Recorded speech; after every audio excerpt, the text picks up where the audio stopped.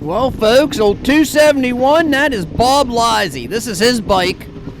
He's let me borrow it, and I'll give you the inside scoop on that here in just a little bit, but right now we're going racing. I got Jim Laird there right beside me. Good lap, Jim. Got my GoPro strapped to him, and I just need one good lap. it just didn't work out. The guy rode too good.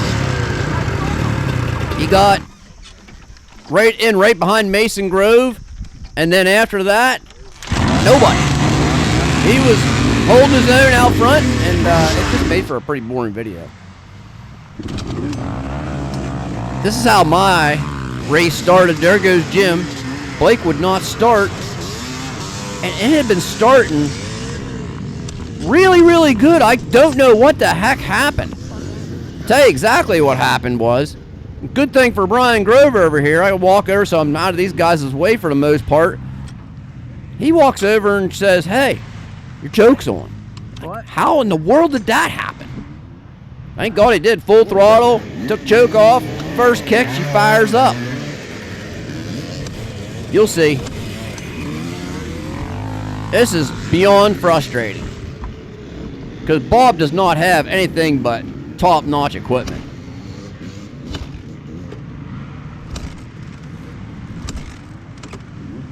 It started right up here. He reaches in, turns that choke off. He's gonna give her full throttle. Yep, choke's off now. I did. Was it open? First kick. Was it on? Was the choke on? Yeah, she's running good. Here I go. I am 1 minute behind. I know that because I can look at the timeline on my editor, and it shows me 1 minute behind. I don't know how you make up a full minute when you're not that good of a woods rider as it is, but here we go. I honestly knew I wasn't going to finish all that well, so it wasn't the end of the world for me, but I would have at least liked to have seen how this bike did in the woods with the guys that I raced with in my class, and I'll have to wait for another day. Now, you may not recognize some of these fellows that are up in front of me here, because I didn't. A lot of them are from Jersey, New York area, the upper Northeast, because this is a Northeast Mid-Atlantic shootout. And I'm going to give you one good lap amongst the riders that I raced against. And I'm pretty sure this is the line that was right directly behind me. I think it was the first intermediate group that came by. I think. Hope I'm not wrong here.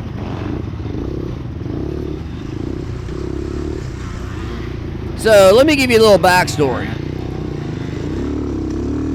I was over at Bob's camper and talking to him and Nancy, and he was like, "How do you like that XR?"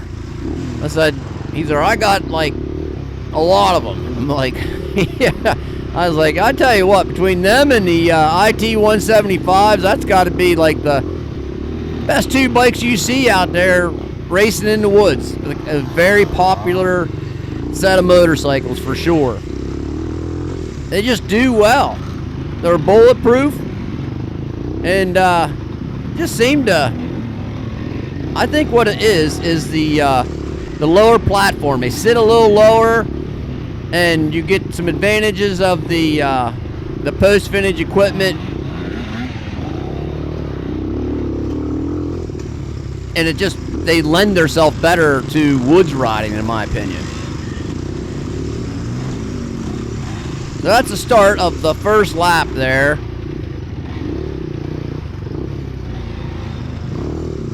But I was there talking to Bob, and I said, "Hey, I really like that XR." I said, "I got to do some work to the suspension of it." I said, "The motor seems good so far. I'll probably tear it apart in the winter," which I definitely am. And we'll see how it goes. He said, "Yeah, drop some money in the suspension." He goes, I've put $1 or $2 in this one," and he said, "She runs good." He goes, "A lot of people like it." I'm like, "Oh, that's cool." And he goes, "Do you want to try it?" I'm like, "Yeah, I guess so. I mean, I'll park mine for a racing and try this suspension out. And I always tease Craig. I said, Craig, this Kawasaki, when he first got it, it like got suspension like you're riding a couch. Every time you land, it just soaks up everything, and you just land pillow soft. Let me tell you something here, folks. He's put his money in the right places, Bob did, with this bike, because a few of the jumps I landed on just soaked up everything. And it did a great job. Didn't want to mule kick me off the bike if I landed a little bit too hard on the seat. It kept the power planted to the ground. Did a great job. So that's where I'm going to spend some money at this winter, is getting the suspension on this bike a lot better. Not exactly sure. I'm going to do a little bit of work on the exhaust. There's a system that I want to buy for it. I think I'm going to get the CRF 230 exhaust for it. And I don't think we're going to do a whole lot to the motor, short of putting new rings and piston in it and check the valve clearance and whatnot.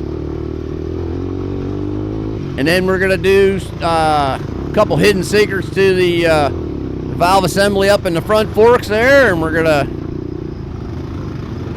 put a new shock in the back. There ain't a whole lot you can do to these, so it's kind of nice. But in saying that, the 341 up there is not holding me up.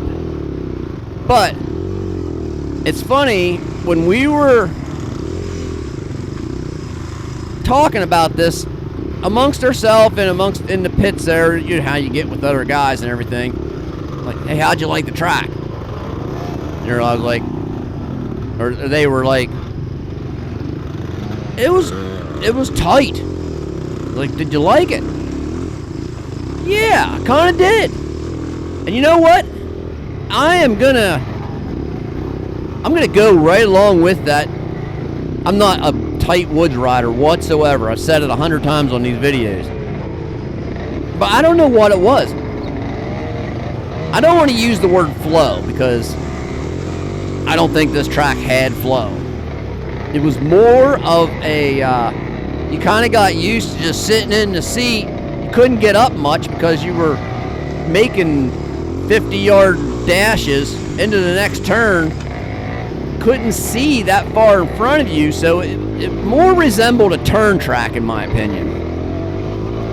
Usually you were hot on somebody's butt. They couldn't go any faster than what you were going to go, because they were on the brakes as much as they were on the gas. And it was tight. It had some trees that came up on you. There's more open sections like what you're seeing right here, but then bam, you're right into a turn. And there definitely was there's passing spots in here. I mean, if you're a good rider, well, you could do like this. You could wait till the motocross section, make some hay while the sun shines, and twist that right grip as far as you can twist it. Going back into these big ruts that we seen there yesterday in the motocross action, which I totally loved. Hope y'all catch that video. That was a fun track to race. This is the Wentz training facility. The owner told me that they made this for his son, and boy, does not hold back. I mean, this is a great track. Now, I think this track here, the cross country, is more of a afterthought, maybe. Yeah, this is something a little different. Kind of like your road course of cross countries. And this is the kind of sections here that I could kind of get into. And I think Bob's bike kind of lend itself to helping me get around here a little bit easier and trying to keep up with these fellas. They got around me on the motocross section. There goes that IT around the YZ. Nice pass. But he's jammed up.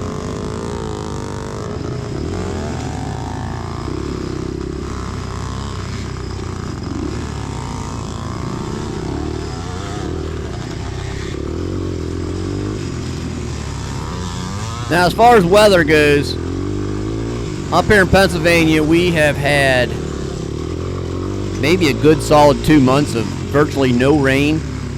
And I think they might have got just a little bit of rain on Thursday, I heard. Enough to keep the dust down, put a little moisture in the ground. Man, it was nice. Really, dust was not a factor this weekend at all. With as dry as it's been, this was nice.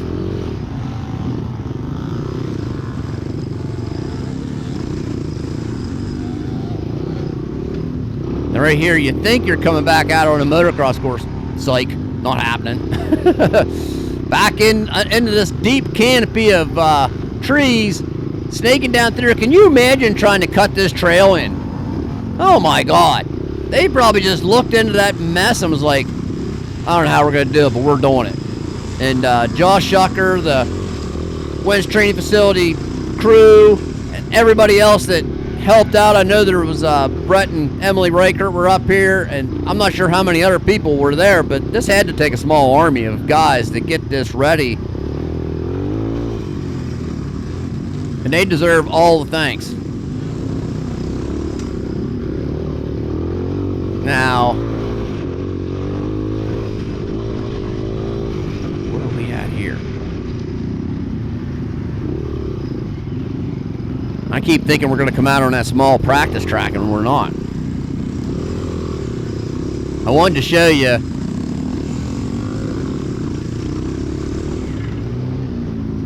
let's just see.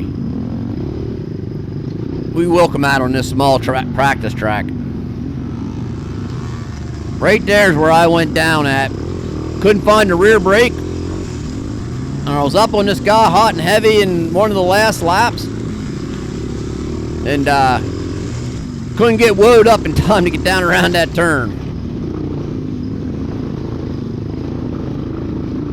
See, some of these sections aren't bad at all. I mean, you can see just fine. Back into the tight stuff, though. And you know what, though? I did not hear a lot of guys complaining about this course. Which is good.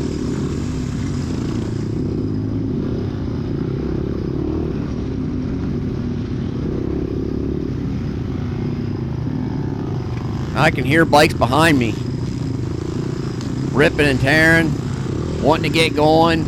There ain't much you can do. Right here. Thinking we're getting close to this practice track.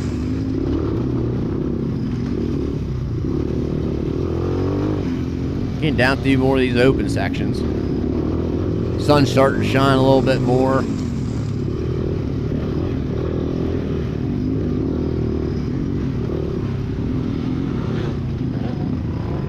Right there. Kevin Marshall goes by me on the inside. I could not find that rear brake. Look at all of the bikes out in front there. 1, 2, 3, 4, 5, 6, 7, 8. 8 bikes. And I got more behind me. I mean, we are snarled up here in one heck of a mess. Trying to get to the inside of this guy. He's holding his ground on the inside. I'm not going to be able to make that pass. Kevin's out there in front of him. Kevin and I get into some decent racing during the race. He is a master of the woods, making them tight passes where you need to, that's for sure.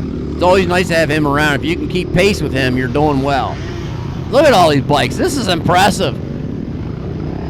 3/4 of a lap in the books almost, and you're still in this kind of tight racing. Doesn't get much better. I like the Northeast and Mid-Atlantic shootouts like this because